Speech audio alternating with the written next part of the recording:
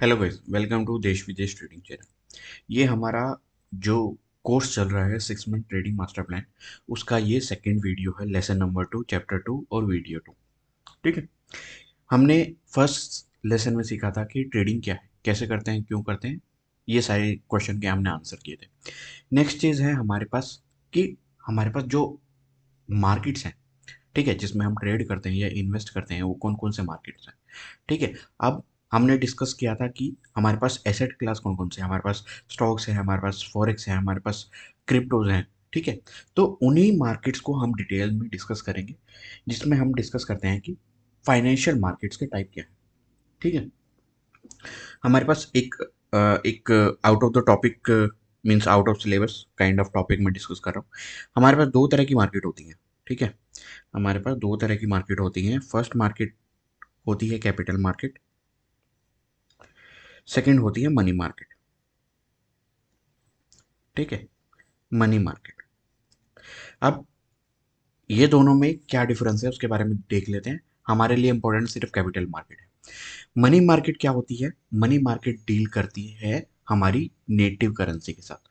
Native currency के साथ means, एक एग्जांपल के थ्रू बेसिक मीनिंग में समझाता हूँ। मनी मार्केट कैसे काम करती है। मनी मार्केट काम करती है कि एक इंडिविजुअल का मनी बैंक में आइदर डिपॉजिट, ठीक है, deposit in any form, B it a mortgage, mean जिसमें हम डॉक्यूमेंट सरेंडर करते हैं, B it a F D, B it a R D, और जो भी हमारे पास सेविंग स्कीम्स है वो। नेक्स्ट चीज, बैंक इंडिविजुअल को लोन देता है, क्रेडिट देता है किसी टाइप का। और जो ये बैंक है, ये डील करता है या ये govern by RBI, reserve bank of India. India के केस में सेंट्रल बैंक है वो आरबीआई है, और यूएस का जो है वो फेड। ठीक है। तो ये जो डीलिंग है, RBI to bank, bank to individual, individual to bank, bank to RBI, ये सारी जो डीलिंग होती है, ये डीलिंग होती है मनी मार्केट में। Money market. ठीक है। एक और सिनेरियो होता है जिसमें बैंक बैंक से डील करता है, दूसरे बैंक से डील करता है। तो ये सारे रिलेशन आते हैं मनी मार्केट में, जिसमें हमारा नेटिव करेंसी जो रुपीज है, एग्जाम्पल के तौर पे इंडियन करेंसी जो रुपीज है वो डील करता है। इंडिविजुअल टू इंडिविजुअल, अगर इसको भी काउंट करना है, जनरली ये काउंट नहीं होता है, लेकिन individual to individual transaction, individual to bank, bank to individual, bank to RBI, RBI to bank, और बैंक टू बैंक। ठीक है। ये सारे रिलेशन जो होते हैं ये होते हैं मनी मार्केट। इसको मैं लिख देता हूं, मनी मार्केट। ठीक है। ये होती है मनी मार्केट जिससे इकोनॉमी सबसे ज्यादा इंपॉर्टेंट, मीन्स जिसके बेस पे इकोनॉमी चलती है। ठीक है। एक बेसिक इकोनॉमी जिस पे चलती है। नेक्स्ट मार्केट का टाइप आता है कैपिटल मार्केट। कैपिटल मार्केट को हम फाइनेंशियल मार्केट भी बोलते हैं, फाइनेंशियल मार्केट भी बोलते हैं। ठीक है। दो तरह की मार्केट होती है, मीन्स एक आप बोलोगे कि फाइनेंशियल मार्केट में, फाइनेंस वर्ड है जो एक अम्ब्रेला है, उसके नीचे दो मार्केट्स आती है, एक मनी मार्केट आती है, कैपिटल कैपिटल मार्केट आती है। लेकिन जब हम यूज करते हैं वर्ड इन दोनों को, तो हम जनरली फाइनेंशियल मार्केट को रिलेट कर देते हैं हम कैपिटल मार्केट से। ठीक है। तो इन दोनों टर्म्स में कंफ्यूज नहीं होना। सबसे ऊपर आता है फाइनेंशियल मार्केट, उसको दो कैटेगरी में डिवाइड किया जाता है, जिसमें एक आता है मनी मार्केट, एक आता है कैपिटल मार्केट। ठीक है। तो हमारे पास फाइनेंशियल मार्केट, अगर मैं टर्म्स यूज कर रहा हूँ फाइनेंशियल मार्केट और capital market, you can consider both the same meaning, means they are not the same but you can consider it same. ठीक है। तो हमारे पास सबसे पहले दो फाइनेंशियल मार्केट थी। फाइनेंशियल, एक एक होती है मनी मार्केट, दूसरी होती है कैपिटल मार्केट, जिसको हम सिनोनिम यूज करेंगे फाइनेंशियल मार्केट। ठीक है। तो अब बात करते हैं हम फाइनेंशियल मार्केट क्या होती है। ठीक है। नेक्स्ट क्वेश्चन आता है कि फाइनेंशियल मार्केट क्या होती है। ठीक है। अब मनी मार्केट के बारे में डिस्कस किया, ये हमारे लिए इंपॉर्टेंट नहीं है इस पर्टिकुलर कोर्स में, कि मनी मार्केट कैसे डील करती है, क्या क्या चीजें होती है उसमें, वो डिस्कस हम नहीं करेंगे। हमारा फोकस है मन, ये कैपिटल मार्केट, हमारा फोकस है कैपिटल मार्केट और फाइनेंशियल मार्केट। ठीक है। अब इसमें क्या होता है, इसमें सिंपल, अगर मैं कैपिटल मार्केट यूज कर रहा हूं, तो कैपिटल मार्केट जनरली क्या होती है कि वो स्टॉक्स इक्विटीज इनसे रिलेटेड रहती है। ठीक है, अगर आप बोलोगे कि इन दोनों में अगर डिफरेंशिएट करना है, कैपिटल मार्केट और फाइनेंशियल मार्केट में डिफरेंशिएट करना है, तो कैसे डिफरेंशिएट करोगे? अगर सिंपल कैपिटल मार्केट की बात हो रही है तो उसका वेटेज इक्विटीज और स्टॉक्स की तरफ ज्यादा होता है। फाइनेंशियल मार्केट होती है कि टोटल टोटल मार्केट, मीन्स इसमें आपका इंडिविजुअल नेटिव करेंसी का ट्रांजैक्शन भी आता है, जिसमें हम एक बिजनेस से परचेज करते हैं, कंज्यूम करते हैं, ये सारी चीजें आती हैं।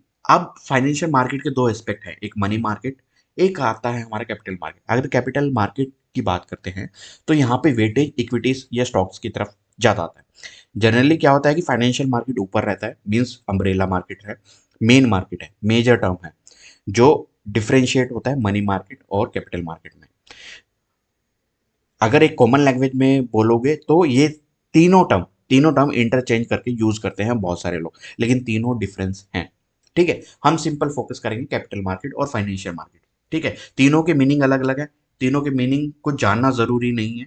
ठीक है, लेकिन डिफरेंशिएशन क्या होता है एक बेसिक, वो मैंने बता दिया। ठीक है, अब बात आती है कैपिटल मार्केट। जैसे अभी रिलेशन हमने देखा था कि मनी मार्केट में क्या रिलेशन काम करता है, कैपिटल मार्केट में क्या होता है। एक बिजनेस हाउस होता है, बिजनेस हाउस यहाँ पे बी लिख देते हैं, और कंपनी, कोई भी कंपनी होती है, ठीक है, वो डील करती है इंडिविजुअल से, वो इंडिविजुअल से लेती है पैसे। ठीक है, और वो इंडिविजुअल को देती है पैसे। ठीक है, इंडिविजुअल इन द सेंस कि उस कंपनी में या उस बिजनेस में जो भी इंप्लॉय होगा वो भी इंडिविजुअल होगा, जिसको वो कंपनी देती है उसका कंपनसेशन, जो भी एम्प्लॉय का कंपनसेशन है वो। सेकेंड टाइप का इंडिविजुअल वो है जिससे वो पैसे लेती है, means either this company is giving them a consumable product, ये प्रोडक्ट उसको सेल कर रही है और ये इंडिविजुअल उसको पैसे दे रहा है, ये एक साइकिल है। सेकेंड चीज आती है थर्ड टाइप के इंडिविजुअल यहाँ पे, जो इस कंपनी के होते हैं ओनर। ठीक है, वो इस इंडिविजुअल को भी पैसे देंगे और इनसे पैसे भी लेंगे। ठीक है, तो ये तरह का जो ट्रांजैक्शन होता है कि कंजम्पशन एक तरह से एम्प्लॉय कंपनसेशन, दूसरा इन्वेस्टमेंट। तो जो कैपिटल मार्केट होती है जो हम डील करेंगे वो हम डील करेंगे ये वाला चीज। ठीक है, हमें इस पे फोकस करना है कि बिजनेस और ओनर का रिलेशन। ठीक है, इसको बोलते हैं हम capital market. Actually capital market में ये जितने भी ट्रांजेक्शन होते हैं, इस बेस पे जितने भी ट्रांजेक्शन होते हैं वो आते हैं कैपिटल मार्केट में, in terms of business related. ठीक है, ये नहीं कि आप किसी दुकानदार पे इंडिविजुअल एक प्रोडक्ट, किसी कंपनी का प्रोडक्ट बाय कर रहा है और उसको कंज्यूम कर रहा है। ये एक मनी मार्केट और कैपिटल मार्केट का एक एक तरह से ये बोलोगे ब्रिज टाइप में, दोनों थोड़ा थोड़ा ओवरलैप करते हैं, दोनों चीजें ओवरलैप करती हैं। लेकिन अगर सिंपली दोनों को डिफरेंशिएट करोगे तो क्या होगा, बैंक और इंडिविजुअल का रिलेशन मनी मार्केट होता है। दूसरा, कोई भी एक प्राइवेट एंटिटी या कोई भी एक entity business, B it private और गवर्नमेंट, वो एज अ इन्वेस्टमेंट या एज अ फंडिंग जो रेज करती है इंडिविजुअल से एज अ डेप्ट, और जो भी हमारे पास इंस्ट्रूमेंट होते हैं, ठीक है, उनके थ्रू वो पैसा रेज करती है और वो पैसा अपने बिजनेस में इन्वेस्ट करती है, एक प्रोडक्ट फॉर्म करती है, उस प्रोडक्ट को सेल करती है और प्रॉफिट वापस कंपनी के अंदर आता है। ठीक है, तो ये वाला सिस्टम होता है हमारा कैपिटल मार्केट में। ठीक है, अब बात आ जाती है हम फाइनेंशियल मार्केट और कैपिटल मार्केट। ठीक है, कैपिटल मार्केट जनरली इक्विटीज के लिए होती है, अब हम टर्म यूज करेंगे सिंपल फाइनेंशियल मार्केट्स के लिए। ठीक है, तीनों में डिफरेंस पता चल गया क्या चीजें हैं। तो हमारे पास जो फाइनेंशियल मार्केट है वो होता है क्रिप्टो, स्टॉक्स, फॉरेक्स, ये तीन तरह के हमारे पास फाइनेंशियल मार्केट अवेलेबल हैं। ठीक है, फॉरेक्स में हम क्या करते हैं, हम करेंसी का एक्सचेंज करते हैं। ठीक है, करेंसी का एक्सचेंज करते हैं, इसको बोलते हैं हम फॉरेक्स मार्केट। स्टॉक्स में क्या करते हैं, हम इक्विटीज में, ठीक है, इक्विटीज में इन्वेस्ट, ट्रेड, ये सारी चीजें करते हैं। और क्रिप्टो मार्केट में अब हम क्रिप्टो ट्रेडिंग और इन्वेस्टमेंट, सेम चीजें होती हैं। ठीक है, ट्रेडिंग, इन्वेस्टिंग, तो तीन तरह की मार्केट है, फॉरेक्स, स्टॉक्स, क्रिप्टो। स्टॉक्स जो इक्विटी मार्केट होगी वो हम डिस्कस करेंगे इंडियन स्टॉक्स मोस्टली। ठीक है, फॉरेक्स मार्केट में हम डील करेंगे गोल्ड को मोस्टली। ठीक है, और हम क्रिप्टो में डील करेंगे बिटकॉइन, जितने भी लीडर हैं, क्योंकि हमें ट्रेड फोकस करना है, हम क्रिप्टो में इन्वेस्ट नहीं करते, हम फॉरेक्स में इन्वेस्ट नहीं करते, हम सिर्फ ट्रेड करते हैं। तो बिटकॉइन, इथीरियम, सोलाना और एक्सआरपी, ये 4 मेजर क्रिप्टो रहेंगे। ठीक है, ये हमारे 4 क्रिप्टो मेजर रहेंगे ट्रेड करने के लिए या सीखने के लिए। फॉरेक्स में क्या होगा, हमारे पास एक गोल्ड रहेगा और कुछ मेजर पेयर्स रहेंगे, करेंसी पेयर्स, उसके बारे में डिस्कस करेंगे। हम पेयर लिख देता हूँ मैं सिंपल, करेंसी पेयर्स रहेंगे। ठीक है, ये सारी चीज़ें होंगी जो हम डिस्कस करेंगे हमारे इस पर्टिकुलर कोर्स में। स्टॉक्स में हम इंडियन मार्केट्स को डिस्कस करेंगे। जब फॉरेक्स की बात होगी तो हम कॉमेक्स के लिस्टेड गोल्ड सिल्वर की बात करेंगे, मींस डॉलर टर्म्स में बात करेंगे। डॉलर का और इंडियन मार्केट का हम कर सकते हैं, सिर्फ कन्वर्जन करना होता है। डॉलर में जो चीज़ है उसको सिंपल आईएनआर में कन्वर्ट करके मॉनिटर करना है। ठीक है, तो क्योंकि फॉरेक्स मींस डॉलर एक मदर मार्केट है, तो हम डॉलर को कंसिडर करेंगे बेटर प्राइस एक्शन अंडरस्टैंडिंग के लिए। इंडियन स्टॉक मार्केट है तो इंडियन डेटा को यूज करेंगे। ठीक है, तो क्योंकि फॉरेक्स का जो प्राइस रहता है, जो इंडियन में लिस्टेड गोल्ड वगैरह है वो डिराइव करते हैं हमारे कॉमेक्स से, जो डॉलर का डेटा है, डॉलर का जो प्राइस है उससे हम डिराइव करते हैं। तो इसलिए हम सिंपल डायरेक्टली मदर मार्केट को फॉलो करेंगे। फॉरेक्स के लिए हम मदर मार्केट यूएसडी में स्टडी करेंगे, स्टॉक्स हम इंडियन मार्केट के स्टडी करेंगे, और क्रिप्टो हमने 4 डिस्कस किया, क्रिप्टो, बिटकॉइन, इथियम, इथेरियम, सोलाना और एक्सआरपी, ये सारी चीज़ें डिस्कस करेंगे। ठीक है, तो अब बात आ गई कि हमारे पास इस चीज़ में क्या क्या चीज़ें होती हैं, कि क्या क्या चीज़ें हमें ध्यान देनी है इस पर्टिकुलर चीज़ में। यहाँ पे हमारे पास क्या होता है कि सबका, every asset, every asset has a its own way of moving, way of moving. ठीक है, हर एक एसेट का मूव करने का तरीका डिफरेंस रहता है। ठीक है, सबका एक स्ट्रक्चर रहता है। ठीक है, कोई हाई वॉलेटाइल होगा, जैसे बिटकॉइन दिन में 5-5 6-6% के मूव आ जाते हैं। कोई स्टेबल होगा जिसमें 1-1.5% का मूव आएगा, जैसे गोल्ड हो गया। करेंसी पेयर जिसमें 0.001% के मूव आते हैं। तो इस तरीके से सबका अपना अपना मूव करने का तरीका है, सबकी अपनी अपनी वॉलेटिलिटी है। ठीक है, तो हम डिफरेंट स्ट्रक्चर के एसेट हैं, तो यहाँ पे क्या होगा, सबका रिस्क प्रोफाइल वो डिफरेंस होगा, रिस्क प्रोफाइल डिफरेंस होगा। किसी के पास किसी एक पेयर में एडवांटेज होगा, किसी के पास डिसएडवांटेज होगा। उसके बाद यहाँ पे आ जाता है स्टाइल ऑफ ट्रेडिंग, कि क्योंकि डिफरेंट मार्केट डिफरेंट तरीके से मूव करती है, तो यहाँ पे हर एक एसेट में एक डिफरेंट स्टाइल की ट्रेडिंग होती है, कि डिफरेंट स्टाइल से हम हर एक एसेट को प्लान करते हैं। ठीक है, तो ये वाली चीज़ें हैं हमारे पास टोटल। अब बात आ जाती है डिटेल में, अब और डिस्कस करते हैं कि हमारे पास, जस्ट अ मिनट, अब हम डिस्कस करते हैं कि फॉरेक्स मार्केट, फॉरेक्स मार्केट को अब फर्दर डिटेल्स में देख लेते हैं। ठीक है,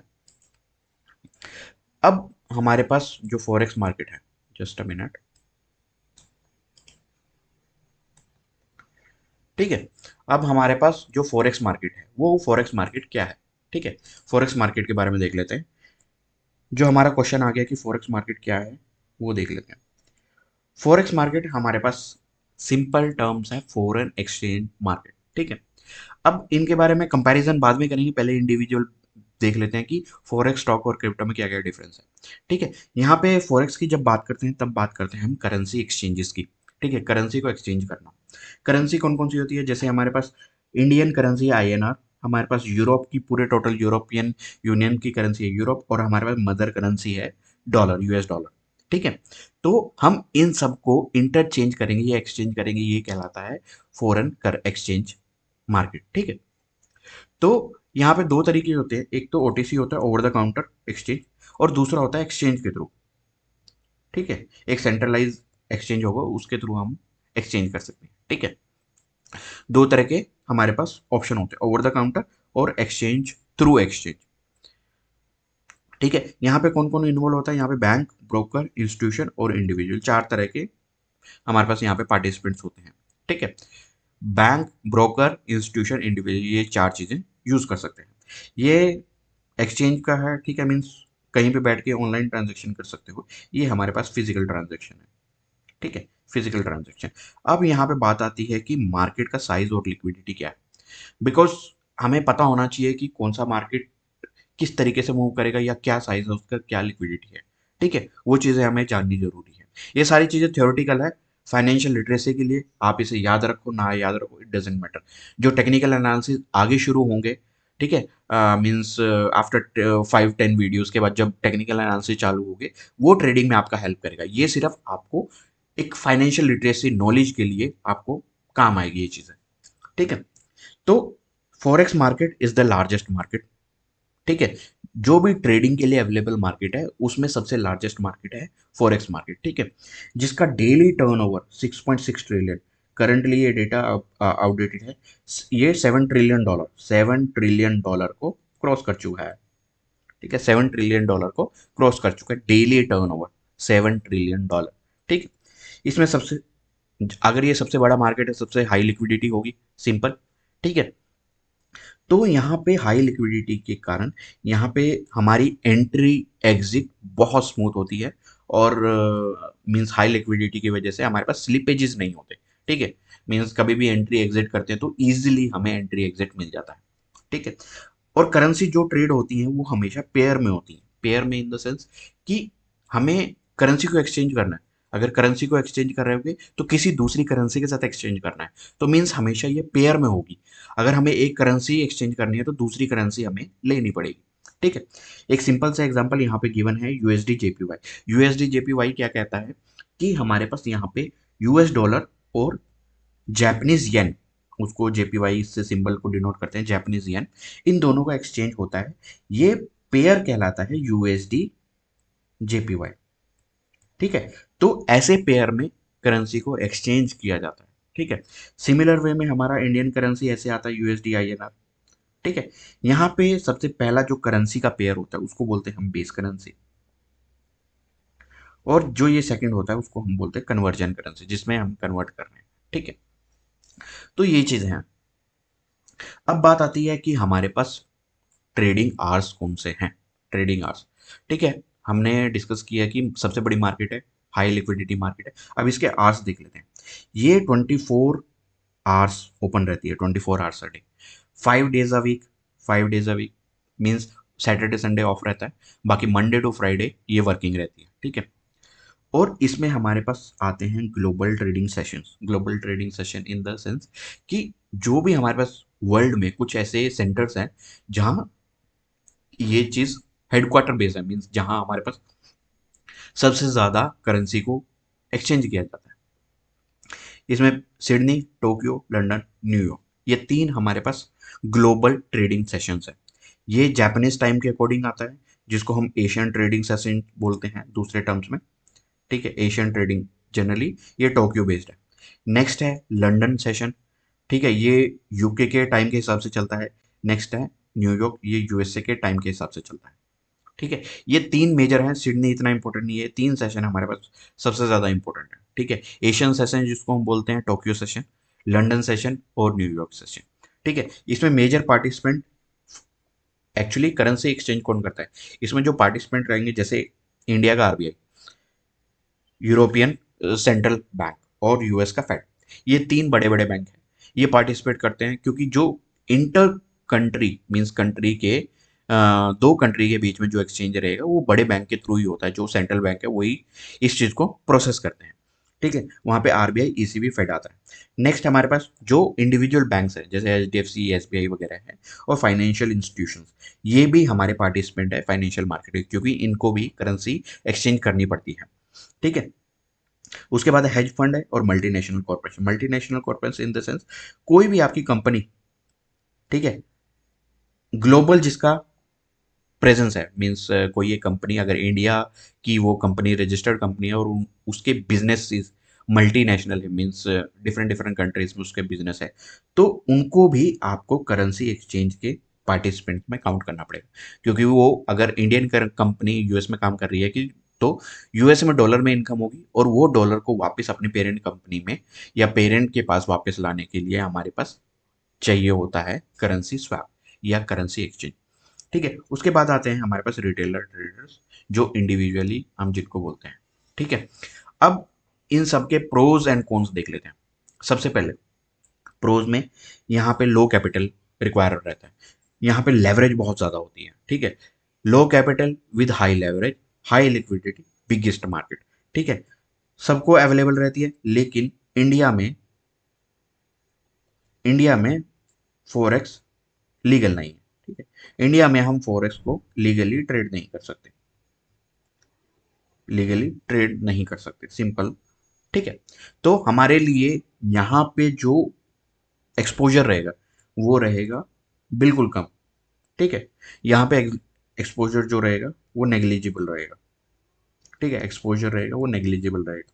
ठीक है, बताने का मतलब ये है कि ओवरऑल हमें चाहिए, हमें ये नहीं है कि हम सिर्फ इंडियन मार्केट पे फोकस करेंगे, हमें ग्लोबल ट्रेडिंग के बारे में सीखना है, ग्लोबल एक्सपोजर के बारे में सीखना है कि कैसे लीगल इन फ्यूचर होगा, तब हम इस अपनी नॉलेज को उसको डिप्लॉय कर सकते हैं। लेकिन हमें सीखना सारी चीज़ें हैं, ये लीगली अवेलेबल नहीं है हमारे पास फॉरेक्स एक्सचेंज। ठीक है, यहाँ पे सबसे मीन्स बिगेस्ट मार्केट है, लिक्विडिटी सबसे ज़्यादा है, तो यहाँ पे जो भी आप टेक्निकल चीज़ें सीखोगे, यहाँ पे सबसे ज़्यादा टेक्निकल एनालिसिस आपका एप्लीकेबल रहेगा। मीन्स जो भी आप थ्योरी सीखोगे, ठीक है, थियोरेटिकल नॉलेज जो आप सीखोगे, थियोरेटिकल नॉलेज जो सीखोगे उसकी एप्लीकेबिलिटी सबसे ज़्यादा होती है फॉरेक्स मार्केट में, क्योंकि यहाँ पे लिक्विडिटी बहुत ज़्यादा होती है। ठीक है, लिक्विडिटी जितनी ज़्यादा होगी उतना मैनिपुलेशन कम रहेगा। ठीक है, उतना मैनिपुलेशन कम रहेगा, जितनी लिक्विडिटी कम होगी उतना मैनिपुलेशन ज़्यादा होगा, इसलिए forex markets are least manipulated markets. ठीक है, तो यहाँ पे हमारे पास डिस्कस किया था कि हाई वॉल्यूम है, तो यहाँ पे जो स्प्रेड रहेगा, एग्जिट एंट्री का स्प्रेड रहेगा वो बहुत थिन रहता है, लेस स्लिपेजेस है, मींस एंट्री एग्जिट और स्प्रेड जो हमारा बाई सेल का डिफरेंस रहता है उसमें स्लिपेजेस कम आते हैं। ठीक है, ये हमारे पास इस फॉरेक्स मार्केट के प्रोज हैं, ये हमारे पास प्लस पॉइंट है इस मार्केट के।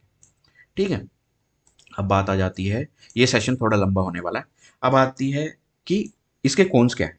सबसे पहला कौन है इंडियन के लिए, एक इंडियन के लिए, कि ये मार्केट लीगल नहीं है हमारे लिए, ये मार्केट लीगल नहीं है।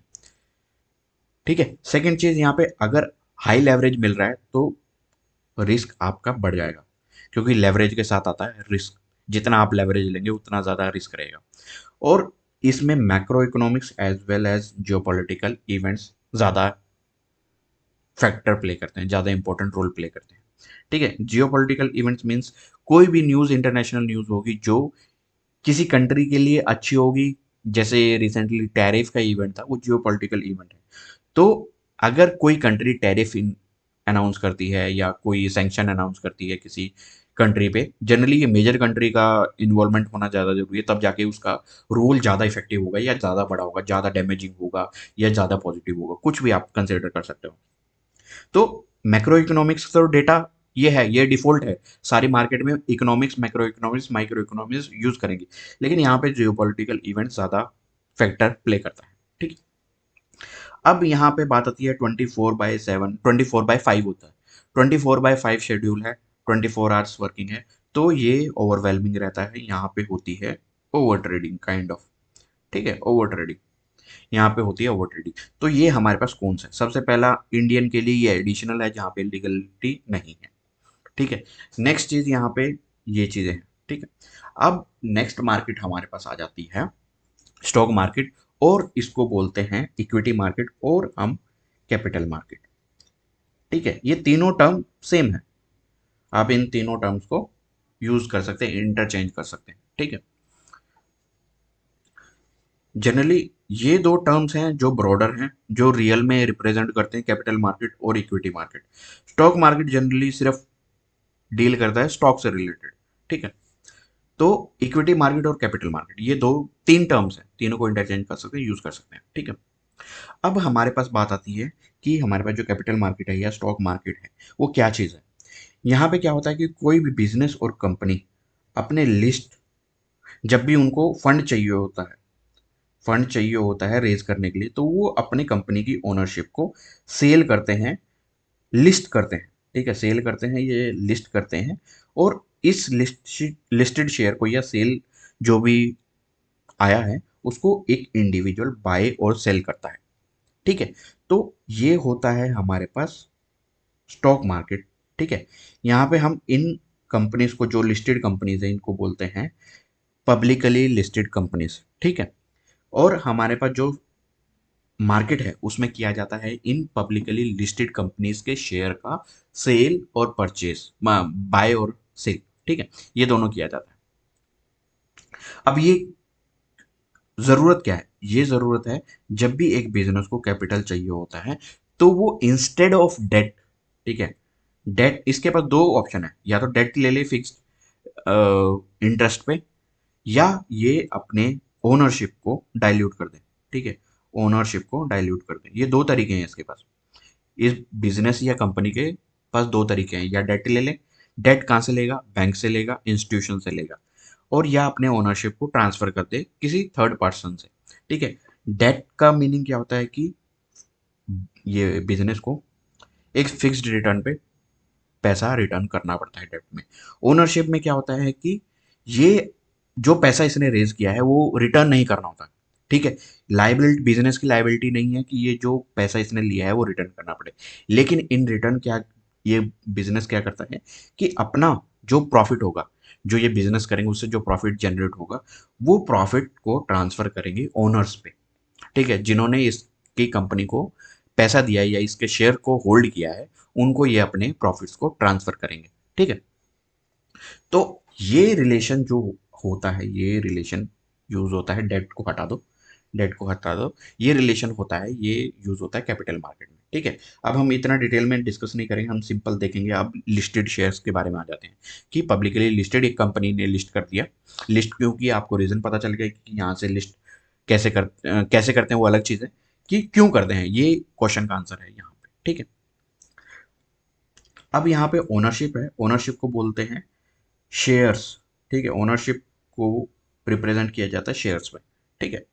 तो ये शेयर्स का एक ओनर होगा, और वो ओनर कुछ प्रोपोर्शन में बिजनेस और कंपनी का ओनरशिप रखेगा। अगर उसके पास एक शेयर है और उसके ओवरऑल मार्केट में 100 शेयर है, 100 शेयर रिप्रेजेंट करते हैं इस पर्टिकुलर बिजनेस में, तो वो 1% का ओनर हो जाएगा इस कंपनी में।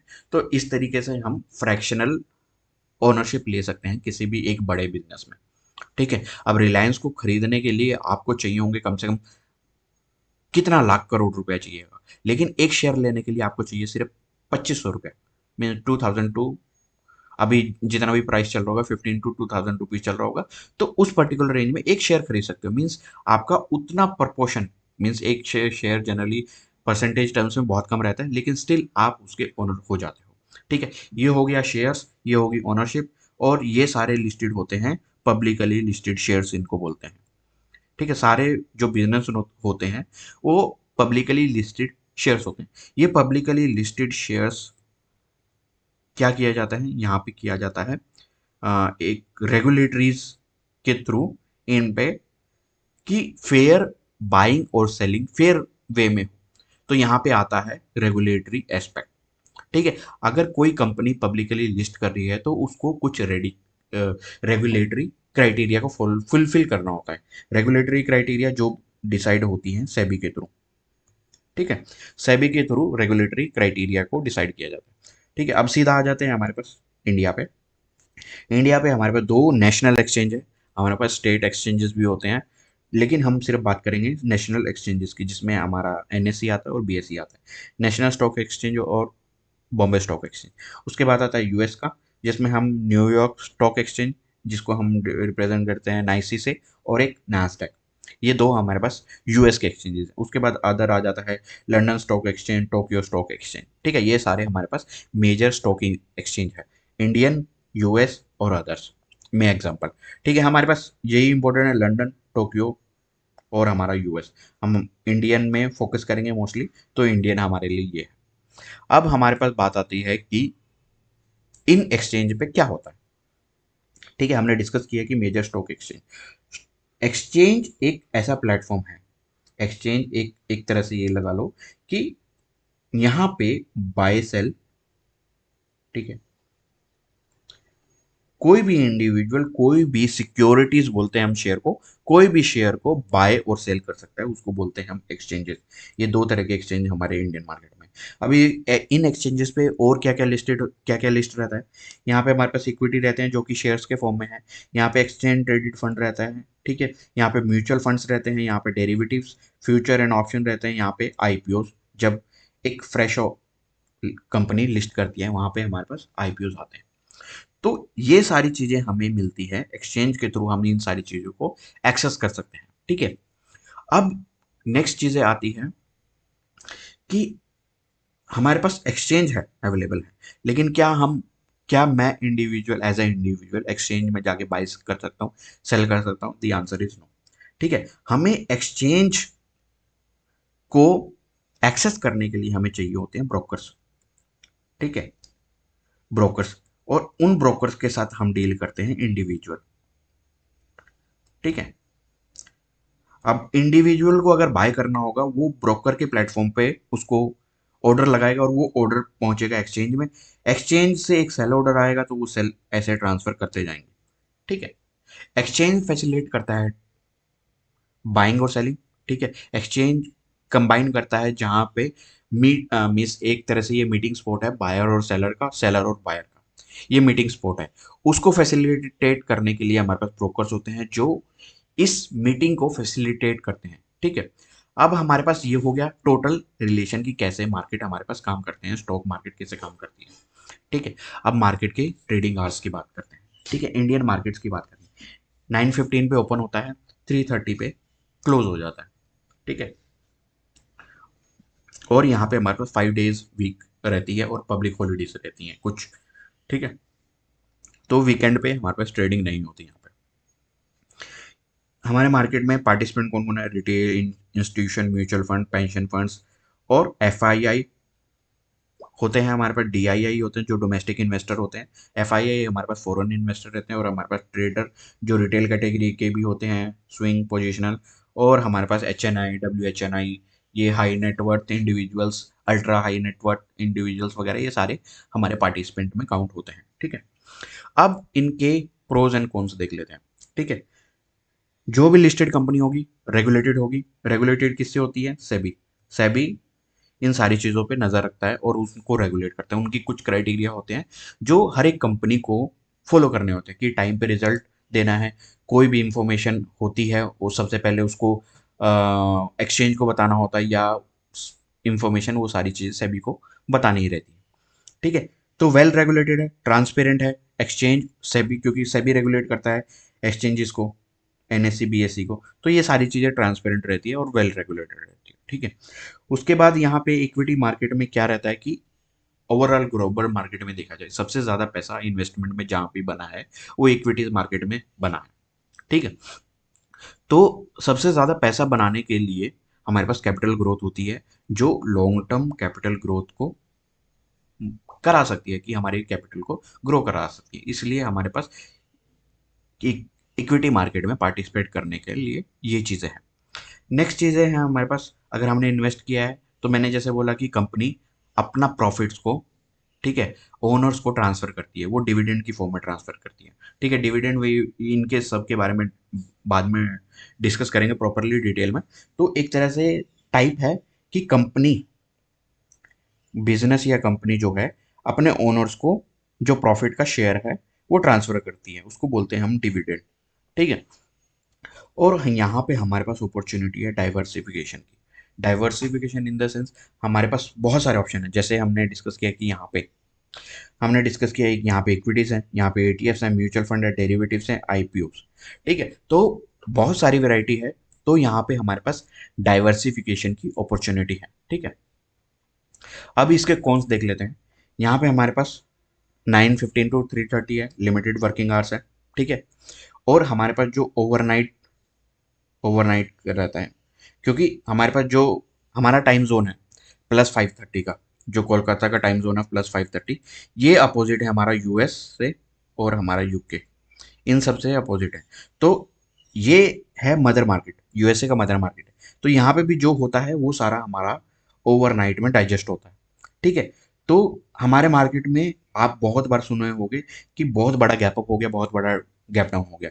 तो क्या होता है, जो भी मदर मार्केट में रात को हुआ होता है वो मॉर्निंग में रिफ्लेक्ट होता है हमें। तो यहाँ पे ओवरनाइट लिमिटेड ट्रेडिंग आवर्स है, ओवरनाइट रिस्क रहता है। ठीक है, ये सारी चीज़ें हमारे पास इसकी ड्रॉबैक्स में आती हैं। ठीक है, अब इक्विटीज में इन्वेस्टमेंट करने के लिए हमारे पास दो तरीके की अंडरस्टैंडिंग चाहिए। आइदर फंडामेंटल एनालिसिस जिसमें आप बैलेंस शीट को रीड करते हो, प्रोसेस करते हो और कंक्लूड करते हो। ठीक है, दूसरा आता है हमारे पास टेक्निकल एनालिसिस, जो हम इस कोर्स में सीखने वाले हैं। ठीक है, जो हम इस कोर्स में सीखने वाले हैं टेक्निकल एनालिसिस। ठीक है, ये दोनों कि आइदर आइदर फंडामेंटल नॉलेज हो आपके पास या टेक्निकल नॉलेज हो। फंडामेंटल नॉलेज से आप सिर्फ इन्वेस्ट कर सकते हो, टेक्निकल नॉलेज से आप सारी चीजें कर सकते हो, ठीक है। लेकिन टेक्निकल नॉलेज यूज करके आप उतना पैसा नहीं बना सकते जो एक फंडामेंटल एनालिस्ट बना सकता है, ठीक है। ये चीजें हैं। अब मार्केट्स इफेक्टेड क्वार्टरली रिजल्ट, क्योंकि हर क्वार्टर में रिजल्ट पब्लिश होता है, न्यूज़ रहती है, मैक्रो डेटा रहता है, ग्लोबल फ्लक्चुएशंस रहती है। जैसे मैंने बोला Indian market is highly dependent on US market, तो वहाँ से भी ओवरनाइट रिस्क रहता है। तो ये हमारे पास कुछ कॉन्स है मार्केट के, ये रिस्क हैं। अब थर्ड मार्केट आ जाती है हमारे पास, क्रिप्टो मार्केट और modern market, digital asset markets, ठीक है। ये मार्केट आई थिंक 10 ईयर्स बने, क्रिप्टो मार्केट पहले हैं, लेकिन प्रॉपर वे में 10 ईयर्स आप कंसिडर कर सकते हो कि 10 ईयर्स में ये मार्केट प्रॉपर ग्रो किया है, ठीक है। क्रिप्टो मार्केट जनरली क्या होती है, डिजिटल एसेट्स को डील करती है, डिजिटल एसेट्स, ठीक है। डिजिटल एसेट्स में क्या होता है, जितने भी हमारे पास क्रिप्टो कॉइन्स होते हैं, ठीक है, क्रिप्टो कॉइन्स, ठीक है, ये क्रिप्टो कॉइन बेस होते हैं एक पर्टिकुलर ब्लॉकचेन टेक्नोलॉजी, और हम इस क्रिप्टो मार्केट में डील करते हैं क्रिप्टो कॉइन्स में, ठीक है। क्रिप्टो कॉइन का बाय एंड सेल करते हैं, सेम चीज़ें हैं सारी मार्केट में, बाय एंड सेल है। जो डिफरेंस है वो हमारी ट्रेडिंग कहलाता है, जो भी प्राइस का मूवमेंट का डिफरेंस है वो हमारा ट्रेडिंग या इन्वेस्टिंग कहलाता है, ठीक है। इसका डिफरेंस क्या है बाकी मार्केट और इसका मार्केट में, डिफरेंस क्या है? जो हमारा स्टॉक मार्केट है, ठीक है, या कैपिटल मार्केट बोलो, ये होते हैं हमारे सेंट्रलाइज्ड मार्केट। मींस ये गवर्न किए जाते हैं गवर्नमेंट से, ये गवर्न किए जाते हैं रेगुलेटरी बॉडी से, जैसे हमारा सेबी है, ठीक है। तो ये स्टॉक मार्केट और कैपिटल मार्केट रेगुलेटेड, और आप बोलो ये कि गवर्न बाय गवर्नमेंट और रेगुलेटरी बॉडी, सेंट्रलाइज्ड रहते हैं। लेकिन crypto market decentralised medium of exchanges है। मींस इनको कोई भी इंडिविजुअल या कोई भी गवर्नमेंट इनको कंट्रोल नहीं कर सकती, ये कंट्रोल होते हैं direct demand and supply base पे, कि कौन से कॉइन की, कौन से क्रिप्टो करेंसी की कितनी डिमांड है कितनी सप्लाई, उस बेस पे डिसेंट्रलाइज वे में ये चीज़ें गवर्न होती हैं, ठीक है। अब डिजिटली स्टोर वैल्यू है यहाँ पे, ठीक है, और ये एक तरह से मॉडर्न एसेट है। मेन ट्रेडिशनल एसेट मैंने बात करी थी पहले कि गोल्ड इक्विटीज वगैरह, ये हमारे रियल एस्टेट वगैरह, ये ट्रेडिशनल इन्वेस्टमेंट है। ये हमारे पास आ गया है मॉडर्न इन्वेस्टमेंट एसेट्स, ठीक है, मॉडर्न एसेट्स। ये भी as a instrument, investment instrument use होता है, ट्रेड इंस्ट्रूमेंट यूज होता है, सेम सारी चीज़ें सेम है, ठीक है। यहाँ पे कौन कौन से पॉपुलर हैं, bitcoin, Ethereum, Binance coin, Solana, ripple, ये सारी चीज़ें, इन्हीं सारे के बारे में हम डिस्कस करेंगे, और इन्हीं सब के ऊपर हम अपने जो कॉन्सेप्ट्स हैं वो प्रैक्टिस करेंगे या सीखेंगे इन सब के ऊपर, ठीक है। मार्केट का नेचर डिसेंट्रलाइज है, कोई सेंट्रल अथॉरिटी नहीं है, कोई गवर्नमेंट कंट्रोल नहीं है, ठीक है। ये सारी चीज़ें, ये इसका एक प्लस पॉइंट भी कंसिडर कर सकते हो। 24/7 ये ओपन है। हमारे फॉरेक्स मार्केट 24/5, हमारा स्टॉक मार्केट 24/5, लेकिन ये 24/7 ओपन है, ठीक है। क्योंकि यहाँ पे कोई सेंट्रल अथॉरिटी नहीं है, कोई गवर्नमेंट कंट्रोल नहीं है, तो इसलिए ये मार्केट कभी बंद नहीं होता, ठीक है। यहाँ पे प्लेटफॉर्म कौन कौन से हैं, बाइनेंस, कॉइनबेस, क्रैकन, वजीरेक्स। ये इंडिया में डिफॉल्ट कर गया, ये भी डिफॉल्ट कर गया होगा, ये दो अभी चल रहे होंगे इंडियन मार्केट में, ठीक है। तो यहाँ पे क्रिप्टो मार्केट में ट्रेडिंग के टाइप्स कौन कौन से होते हैं, एक तो स्पॉट होता है, जिसमें आप ये क्रिप्टो करेंसी को या क्रिप्टो कॉइन को एक वॉलेट में, आइदर फिजिकल वॉलेट और डिजिटल वॉलेट में, ठीक है, दोनों तरह के वॉलेट अवेलेबल हैं यहाँ पे, फिजिकल वॉलेट और डिजिटल वॉलेट, दोनों तरह के आपके वॉलेट में ये करेंसी को स्टोर करोगे, ठीक है, बाय और सेल करने के बाद, ठीक है। यहाँ पे फ्यूचर ट्रेडिंग भी होती है, यहाँ पे CFDs भी होती हैं, ठीक है, जो जन फ्यूचर्स की तरह काम करती हैं, और यहाँ पे स्टेक किया जाता है यील्ड फार्मिंग के लिए।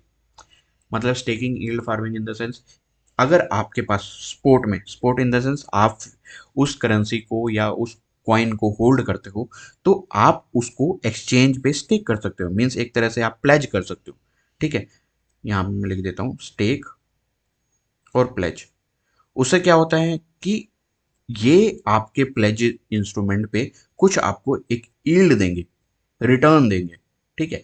वो रिटर्न आपकी एज अ इंटरेस्ट इनकम होगा, ठीक है। तो ये होता है स्टेकिंग एंड यील्ड फार्मिंग। अब आते हैं इसमें नेक्स्ट क्रिप्टो करेंसी में नॉन फंजिबल टोकन्स, ठीक है। और उसके बाद डिसेंट्रलाइज फाइनेंसेस, ये सारी चीज़ें इनके बारे में डिस्कस करेंगे नहीं यहाँ पे, ठीक है।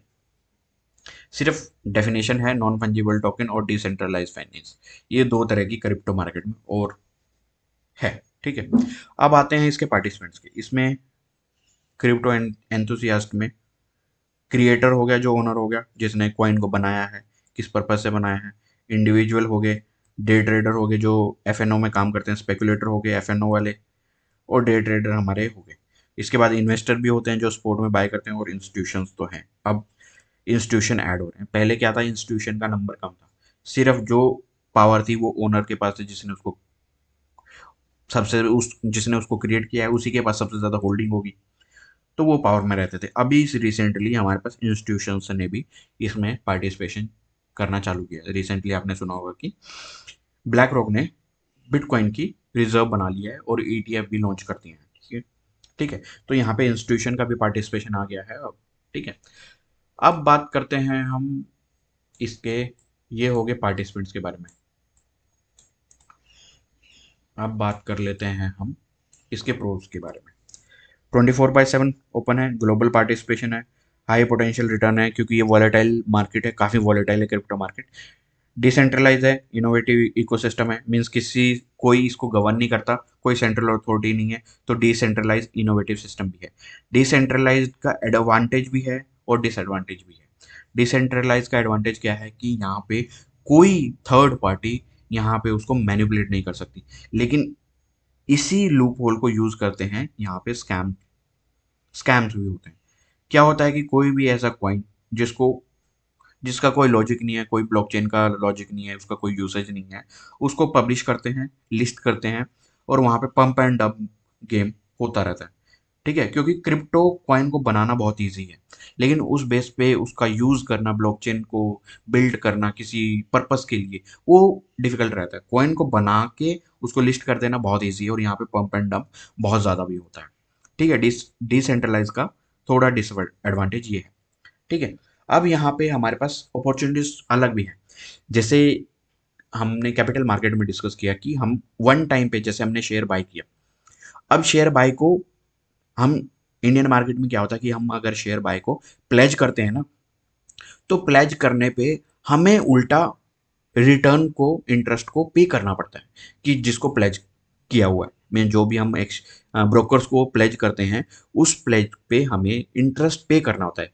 लेकिन यहाँ पे क्या होता है, यहाँ पे हम जो हमारे पास स्पोर्ट में जो इन्वेस्टमेंट है उसको अगर प्लेज करते हैं, तो वहाँ पे हमें यील्ड मिलती है, वहाँ पे हमें इंटरेस्ट गेन मिलता है। मीन्स फर्स्ट जो अप्रिसिएशन होगा, एसेट के प्राइस में अप्रिसिएशन होगा। मैं एक बार क्लियर देता हूँ, ये थोड़ा कंफ्यूजिंग है। हमारे पास स्टॉक मार्केट में क्या होता है, हम स्टॉक बाय करते हैं, ठीक है, स्टॉक को बाय कर लिया, ठीक है, ये इन्वेस्टमेंट है तो बाइंग की बात होगी। हमने स्टॉक को बाय कर लिया और हमने होल्ड किया, इसका प्राइस अप्रिशिएट हो गया इन फ्यूचर, ठीक है।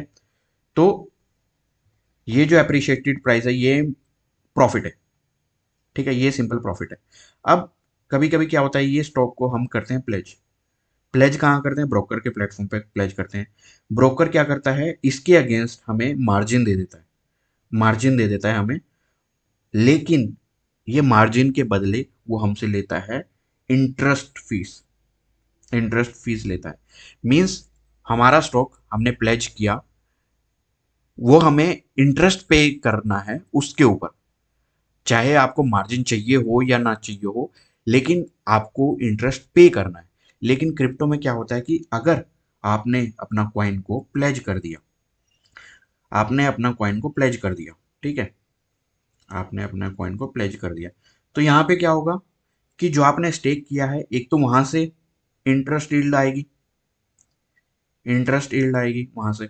सेकंड चीज, यहाँ पे अगर कॉइन का प्राइस अप्रिशिएट हो गया, ठीक है, कॉइन का प्राइस अप्रिशिएट हो गया, तो ये जो अप्रिशिएशन का डिफरेंस है और ये यील्ड का डिफरेंस है, ये दोनों आपके प्रॉफिट्स होंगे, ठीक है, ये हमारा क्रिप्टो और स्टॉक मार्केट में डिफरेंस है, स्टेकिंग का, यील्ड फार्मिंग का। ठीक है, स्टॉक में हम प्लेज करते हैं, हमें मार्जिन मिलता है फर्दर ट्रेड करने के लिए। ठीक है, दोनों कॉन्सेप्ट अलग अलग हैं, ये ध्यान रखना।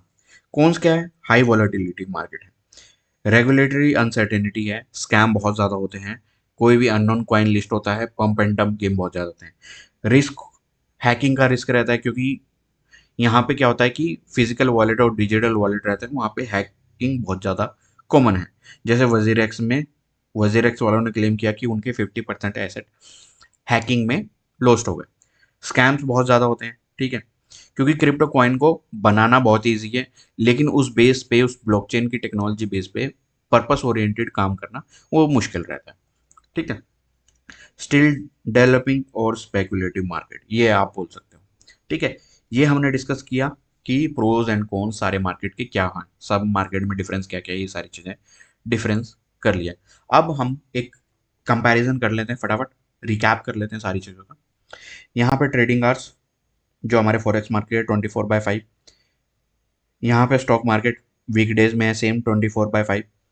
अगर कोई हॉलीडे होगा तो हॉलीडे भी कंसिडर होगा। यहाँ पे हमारे पास है 24/7, कोई क्लोजिंग नहीं होता है। रेगुलेटेड, फॉरेक्स मार्केट रेगुलेटेड है और स्टॉक मार्केट हाईली रेगुलेटेड है। यहाँ पे रेगुलेशन करती है गवर्नमेंट्स, बैंक, सेंट्रल बैंक्स।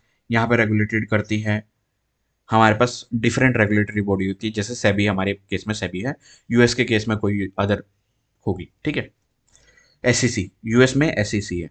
ठीक है, हमारे भी केस में सेबी है, ये हमारे पास रेगुलेटेड है।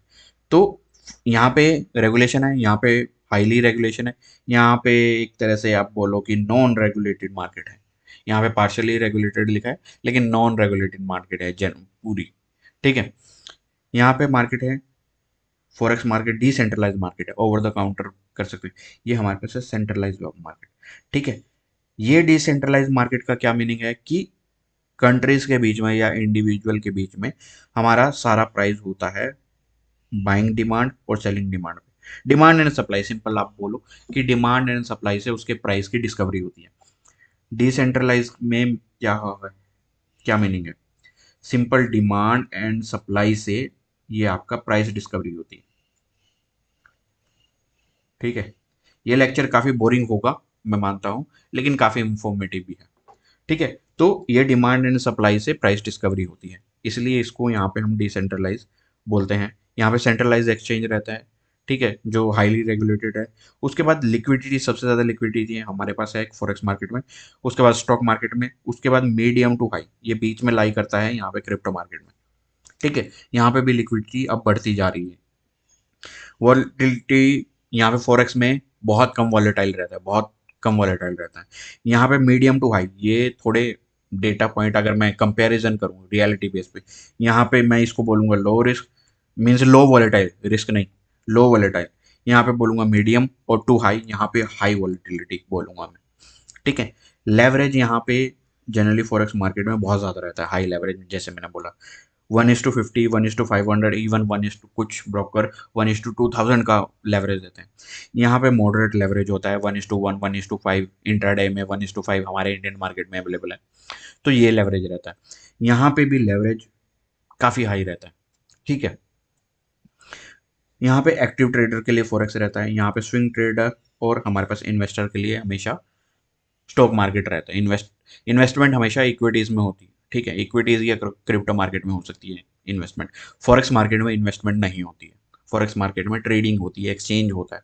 ठीक है, यहाँ पे कैपिटल नीडेड लो है, क्योंकि यहाँ पे हाई लेवरेज है। हाई लेवरेज पे आप लो कैपिटल से हाई लेवरेज यूज करके ट्रेड कर सकते हो। यहाँ पे मॉडरेट टू हाई, यहाँ पे सबसे ज़्यादा कैपिटल चाहिए होगा। और बीच में आती है रिक्वायरमेंट क्रिप्टो में, क्योंकि यहाँ पे हम फ्रैक्शनल बाइंग कर सकते हैं। फ्रैक्शनल बाइंग कर सकते हैं, मीन्स अगर हमारा रिलायंस का शेयर 2000 है, तो 2000 से एक शेयर 2000 का है, तो मिनिमम उसका टिकट साइज होगा 2000 रुपये। वेयर एज क्रिप्टो मार्केट में क्या होगा, आपके पास 100 रुपये भी हैं तो वो भी आप इन्वेस्ट कर सकते हो। ठीक है, रिस्क लेवल यहाँ पे मैं बोलूँगा high risk, medium to high risk. क्यों, क्योंकि यहाँ पे लेवरेज ज़्यादा है। यहाँ पे बोलूँगा मैं मीडियम रिस्क, यहाँ पे बोलूँगा हाई रिस्क। ठीक है, यहाँ पे कुछ एक टर्म्स में हाई रिस्क मैंने यहाँ पे लो लिखा है और मैंने हाई बोला है, जहाँ हाई लिखा है वहाँ मैंने लो लिखा है। वो एक सब्जेक्टिव वे में है। सब्जेक्टिव वे में मैं समझाता हूँ एक टेबल के थ्रू, ठीक है, कि सब्जेक्टिव वे में क्या रहता है। कि सबसे पहले आती है वॉलेटिलिटी, वॉलेटिलिटी प्लस यहाँ पे लेवरेज, ये दोनों रोल प्ले करती है आपका रिस्क, ठीक है। जितना हाई वॉलेटाइल उतना रिस्की मार्केट, ठीक है, जितना ज़्यादा वॉलेटाइल मार्केट उतना रिस्की मार्केट, जितना हाई लेवरेज उतना रिस्की मार्केट, ठीक है। अगर आप सिर्फ वॉलेटिलिटी इंडिविजुअल बेस पर वॉलेटिलिटी कंसीडर करोगे तो फॉरेक्स मार्केट लो रिस्क है, ठीक है, लो रिस्क, इस वे में लो रिस्क बोलोगे आप। लेकिन अगर आप लेवरेज ऐड कर दोगे तो फॉरेक्स मार्केट होता है हाई रिस्क, ठीक है। अब स्टॉक मार्केट में क्या है, स्टॉक मार्केट वॉलेटाइल है लेकिन वहां पे लेवरेज नहीं है, वॉलेटाइल है लेकिन वहां पे लेवरेज नहीं है, तो इसलिए यहां पे रिस्क प्रोफाइल में बोल दूंगा मीडियम, ठीक है। इसमें क्रिप्टो में क्या है, क्रिप्टो में हाई वॉलेटाइल है, ठीक है, हाई वॉलेटाइल है, और आप ये बोलोगे वॉलेटाइल, और प्लस यहाँ पे हमारे पास लेवरेज भी, एक डिसेंट लेवरेज मिलता है यहाँ पे भी, तो इसको मैं कंसिडर करूंगा सबसे हाई रिस्क। अगर मुझे डिफरेंशिएट करना है तो क्रिप्टो मार्केट सबसे ज़्यादा रिस्की है, उसके बाद आता है रिस्क में, रिस्क प्रोफाइल में फॉरेक्स मार्केट कंबाइंड वे में, उसके बाद आता है हमारे पास स्टॉक मार्केट, ठीक है। अब समरी देख लेते हैं इस चीज़ की, ठीक है। ये ऐसे वीडियो की सीरीज हमने चालू की है जिसमें हम स्ट्रक्चर प्रॉपर वे में डिफाइन करने वाले हैं, और ये जो मार्केट है हमारे पास क्या क्या डिफाइन है, सबसे पहले हमने सारी चीज़ें करी डिस्कस, हमने स्ट्रक्चर डिस्कस किया उसका, हमने स्टेबिलिटी डिस्कस की कि कैसे स्टेबिलिटी है। हम स्टार्ट करेंगे स्टॉक से, ठीक है।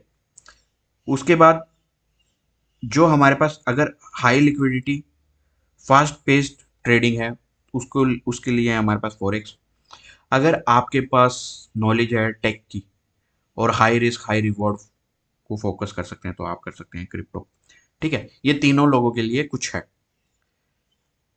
दोबारा इसको डिस्कस कर लेते हैं क्योंकि दो चीज़ें हम मैंने मिक्स कर दी यहाँ पे।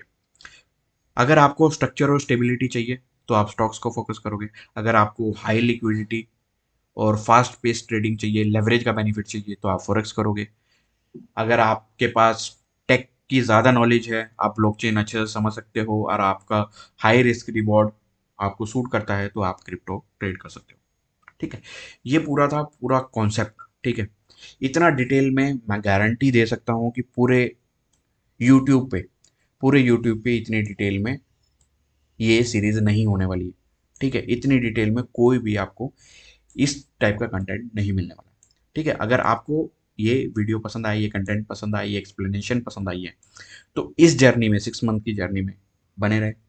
चैनल को सब्सक्राइब करें, शेयर करें, ज़्यादा से ज़्यादा शेयर करें जितने भी दोस्तों को जो बिगनर हैं और एक ब्लाइंडली मार्केट पार्टिसिपेंट बने हुए हैं, उनको ये सीरीज़ शेयर करें, पूरा प्लेलिस्ट शेयर करें, नॉट इंडिविजुअल वीडियो, पूरा सीरीज़ शेयर करें। हम 6 मंथ कॉन्टिन्यूस में वीडियो बनाने वाले हैं, अपलोड करने वाले हैं, जैसे जैसे टाइम मिलता जाएगा। वीकेंड पे मैं रिकॉर्ड करूँगा तो जितने वीडियो हो पाएंगे वीकेंड पे, मे बी स्किप भी हो जाए कुछ वीडियो, मीन्स लेट आए, लेकिन ये पूरी सीरीज मैं कंप्लीट करने की पूरी कोशिश करूंगा। आपका सपोर्ट भी चाहिए मुझे, इसलिए चैनल को सब्सक्राइब करें, वीडियो को लाइक करें और ज़्यादा से ज़्यादा शेयर करें। इस वीडियो को रखते हैं यहीं पे। Thank you.